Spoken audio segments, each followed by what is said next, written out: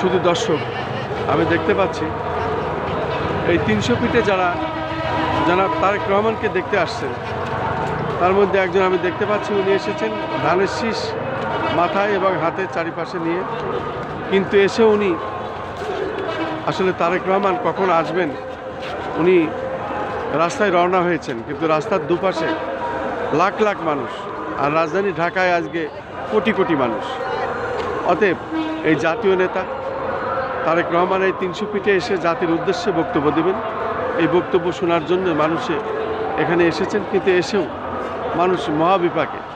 আসলে মানুষ আর মানুষ, আগেই জায়গা দখল এবং সেখানে নতুনরা ঢোকার জন্য খুবই সমস্যা, যে কারণে চারিপাশে আমরা দেখতে পাচ্ছি বাস, মানুষ, মানুষ, মানুষের ঢল।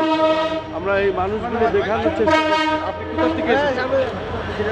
কি নাম আপনার?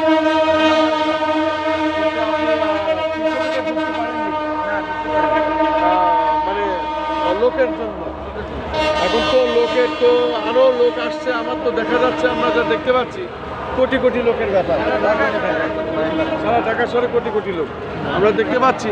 অনেকেই এখানে আসছেন এবং এইভাবে তারা অপেক্ষায় আছেন যে আমরা কি করি, কোন সময় তারেক রহমান আসবেন, তাকে আমরা এক নজর দেখতে পারবো এবং জাতির উদ্দেশ্যে উনি ভাষণ দেবেন।